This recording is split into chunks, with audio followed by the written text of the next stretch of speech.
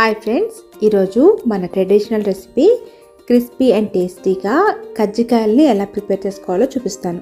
దీనికోసం ముందుగా ఒక బౌల్ తీసుకొని దాంట్లో గ్లాసున్నర మైదా యాడ్ చేస్తున్నానండి. మెజరింగ్ కప్పు తీసుకున్నట్లయితే సేమ్ 1.5 కప్పు మైదా తీసుకుంటే సరిపోతుంది. దీనిలోనే 3 టేబుల్ స్పూన్లు ఉప్మా రవ్వ, 1/2 టీ స్పూన్ సాల్ట్ యాడ్ చేసుకొని ఒకసారి కలిపి ఇప్పుడు దీనిలోనే 3 టేబుల్ స్పూన్ల నెయ్యిని బాగా యాడ్ చేసుకొని బాగా మిక్స్ చేసుకోవాలి. ఇక్కడ చూపించినట్లు పిండి ఇలా ఉండకట్టినట్లయితే కజ్జికాయలు క్రిస్పీగా గుల్లగా వస్తాయి. ఇప్పుడు దీనిలో ఒకేసారి కాకుండా కొంచెంగా నీళ్ళు కలుపుకుంటూ చపాతీ పిండి కంటే కొంచెం హార్డ్గా ఉండేలాగా పిండిని కలుపుకోవాలి. ఇప్పుడు చేతికి కొంచెం నెయ్యి రాసుకొని పిండికంతా అప్లై చేసి మూత పెట్టి 1 నుంచి 2 గంటల వరకు నానబెట్టామంటే పిండి బాగా నానుతుంది. ఈలోపు స్టఫింగ్ని ప్రిపేర్ చేసుకోవాలండి. దీనికోసం ఇక్కడ నేను 1 కప్పు ఎండు కొబ్బరిని 2 నిమిషాలు డ్రై రోస్ట్ చేసి పక్కన పెట్టుకున్నానండి. ఇంకా 1/2 కప్పు బాదం, 1/2 కప్పు జీడిపప్పుని కూడా కొంచెంగా నెయ్యి యాడ్ చేసుకొని రోస్ట్ చేసుకున్నానండి. ఇవి చల్లారిన తర్వాత ఎండు కొబ్బరి ఇంకా డ్రై ఫ్రూట్స్ని విడివిడిగా పల్స్ చేస్తూ గ్రైండ్ చేసుకోవాలి. ఇలా గ్రైండ్ చేసిన వాటిలో 1/2 కప్పు డ్రై రోస్ట్ చేసిన ఉప్మా రవ్వ, 2 టేబుల్ స్పూన్లు డ్రై రోస్ట్ చేసిన గసగసాలను కూడా యాడ్ చేసుకొని 1/2 కప్పు పంచదార కూడా యాడ్ చేస్తున్నానండి.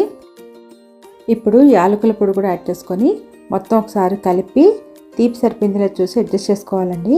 నాకు ఇక్కడైతే తీపి సరిపోలేదండి. ఇంకొక 1/2 కప్పు అంటే మొత్తం 1 కప్పు వరకు పంచదార పట్టింది. పిండిని తడుపుకొని 2 గంటలు అవుతుందండి. పిండి బాగా నానింది.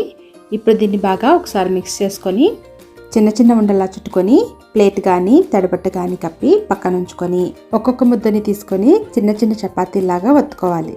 ఇలా వత్తుకునేటప్పుడు గోధుమ పిండి కాకుండా మైదా పిండి యూజ్ చేస్తే చపాతీ చాలా ఈజీగా రోల్ అవుతుంది. అలా అని పిండిని మరీ ఎక్కువగా డస్ట్ చేసుకోకూడదండి. ఎందుకంటే కజ్జికాయలు వేయించుకునేటప్పుడు పిండి నూనెలోకి దిగి మాడిపోతుంది. ఇక్కడ చూడండి, చపాతీ థిక్నెస్ ఈ విధంగా రోల్ చేసుకుంటే సరిపోతుంది. అదేవిధంగా అన్ని చపాతీలు రోల్ చేసుకొని తడి క్లాత్ని కవర్ చేసుకొని పక్కన పెట్టుకోవాలి. కజ్జికాయలు మేకర్ ఉన్నట్లయితే కజ్జికాయలని చాలా ఈజీగా చేసేసుకోవచ్చండి. నా దగ్గర అల్యూమినియంది కజ్జికాయల మౌల్డ్ ఉందండి. ఇది ఆన్లైన్లో కూడా చాలా ఈజీగా దొరుకుతుంది. లింక్ కావాలంటే డిస్క్రిప్షన్లో పెడతాను, ఒకసారి చెక్ చేయండి. ఇప్పుడు మౌల్డ్ అంచులకి మైదా డస్ట్ చేసుకున్నట్లయితే కజ్జికాయ ప్రెస్ చేసిన తర్వాత ఈజీగా వచ్చేస్తుంది. ఇక్కడ గుర్తుపెట్టుకోవాల్సిన విషయం ఏంటంటే కజ్జికాయలు సీలింగ్ చేసుకునేటప్పుడు కొంచెంగా వాటర్ తడి చేసుకొని సీలింగ్ జాగ్రత్తగా చేసుకోవాలండి. సీలింగ్ చేసే చోట స్టఫింగ్ రాకుండా చూసుకోవాలి. లేదంటే నూనెలో వేయించేటప్పుడు స్టఫింగ్ బయటకు వచ్చేసి నూనె అంతా పాడైపోతుంది. కజ్జికాయలు చేసుకునేటప్పుడు హెల్పింగ్ హ్యాండ్ ఉంటే పని మరింత ఈజీగా అయిపోతుందండి.